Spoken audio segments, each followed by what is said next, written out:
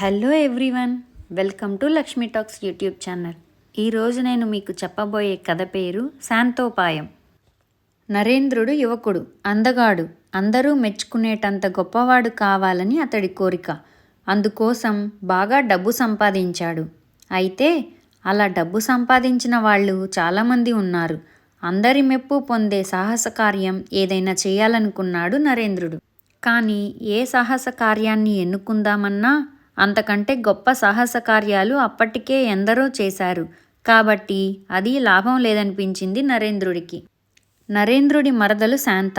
ఆ పిల్లకు నరేంద్రుడంటే చెప్పలేనంత ఇష్టం. బావ ఆలోచనా ధోరణి తెలిసాక ఒకనాడామె నరేంద్రుడితో, బావా, గొప్పతనం దానంతట అదే రావాలి కానీ ప్రయత్నిస్తే రాదు. నన్ను పెళ్లి చేసుకో, నేను తప్పకుండా నిన్ను గొప్పవాణ్ణి చేస్తా అన్నది.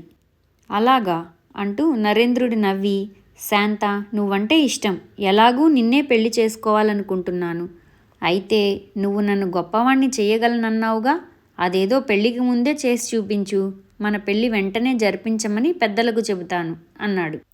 అలాగా, నేను నీకొక ఉపాయం చెబుతాను. అది చెప్పే ముందు నువ్వు నన్ను తప్ప ఇంకెవ్వరినీ పెళ్లి చేసుకోనని మాటివ్వాలి. ఆ తర్వాత మాట తప్పకూడదు, సరేనా అన్నది శాంత. నరేంద్రుడు ఒక క్షణం ఆలోచించకుండా, ఇదిగో ఇప్పుడే మాటిస్తున్నాను, కావాలంటే నీ మీద ఒట్టు అన్నాడు.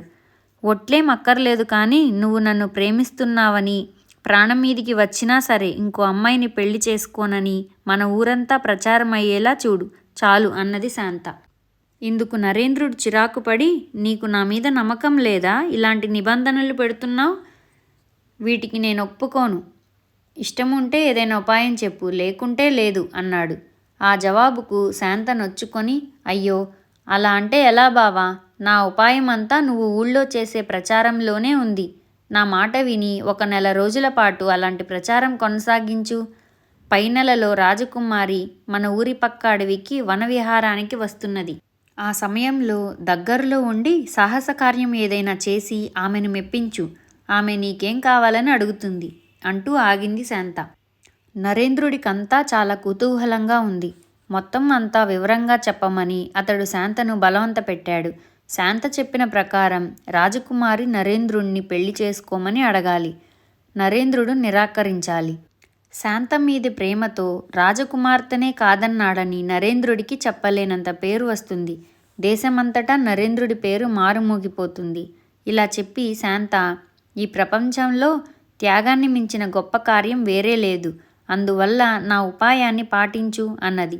అది సరే, కానీ రాజకుమారి నన్ను పెళ్లి చేసుకోమని అడగడానికి, తనని నేను కాదన్నానని ప్రచారం చేయడానికి ఒప్పుకుంటుందా అని అడిగాడు నరేంద్రుడు అనుమానంగా.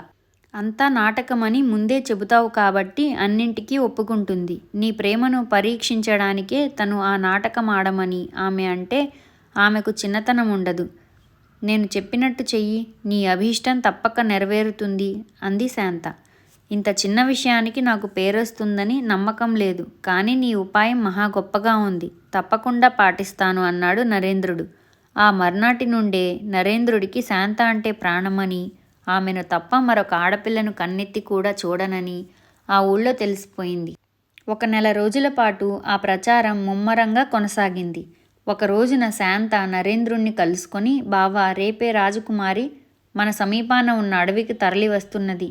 వెళ్ళి నీ చాతుర్యం చూపించి మన ఉపాయాన్ని అమలు చెయ్యి. ఎందుకైనా మంచిది. ఒక కత్తిని నీ దగ్గర ఉంచుకో అని చెప్పింది. శాంత చిన్నాన్న రాజుకొలువులో పనిచేస్తున్నాడు. ఆయన ద్వారా రాజకుటుంబానికి చెందిన రహస్య సమాచారం శాంత కుటుంబానికి తెలుస్తూ ఉంటుంది. ఈ సంగతి నరేంద్రుడికి తెలుసు. అందువల్ల మర్నాడే అతడు అడవిలోకి వెళ్ళాడు. నరేంద్రుడు కొంత దూరం వెళ్ళేసరికి రక్షించండి, రక్షించండి అన్న స్త్రీ ఆర్తనాదం వినిపించింది. అతడు పరుగున అటుగా వెళ్ళాడు. ఒక బుర్రమీసాలవాడు కత్తి చూపి ఒక అందమైన యువతిని బెదిరిస్తున్నాడు. నరేంద్రుడు వెంటనే కత్తి దూసి బుర్రమీసాలవాడి మీదికి వెళ్ళాడు. వాడు కొద్దిసేపు పోరాడి నరేంద్రుడి ధాటికి తట్టుకోలేక పారిపోయాడు. మహావీరా, సమయానికి వచ్చి నన్ను రక్షించావు.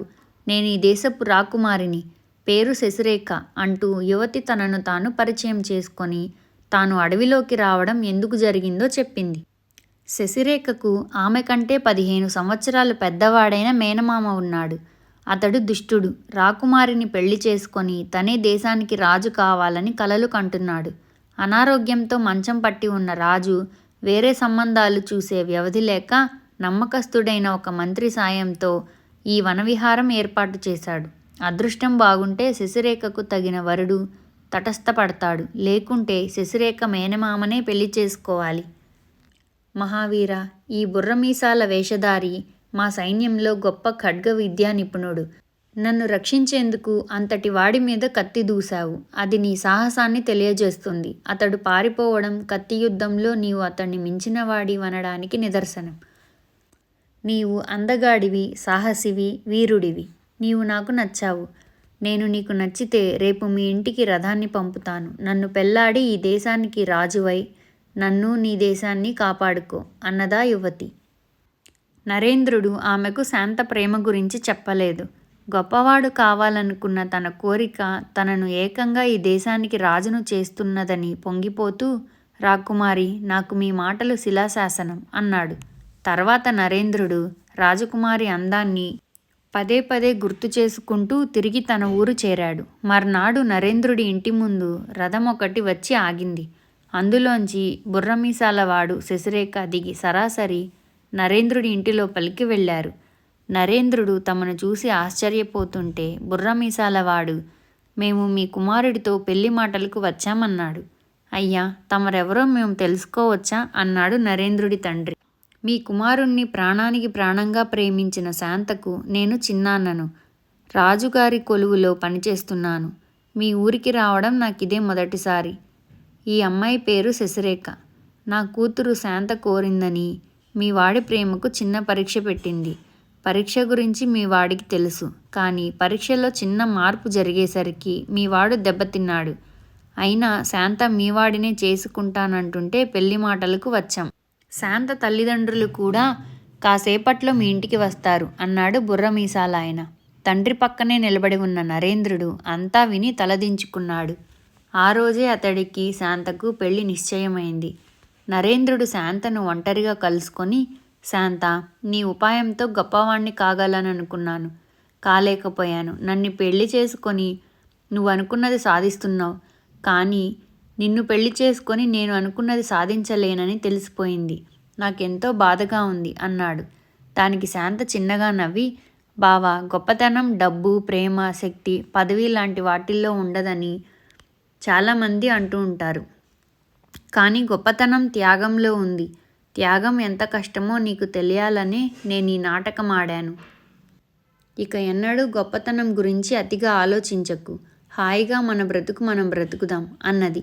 కాబోయే భార్య వివేకానికి నరేంద్రుడు సంతోషించి గొప్పవాడు కావాలన్న ఆలోచనను విడిచిపెట్టాడు. ఫ్రెండ్స్, ఈ కథ మీకు నచ్చినట్లయితే వీడియోని లైక్ చేసి సబ్స్క్రైబ్ చేసుకోండి. ధన్యవాదాలు.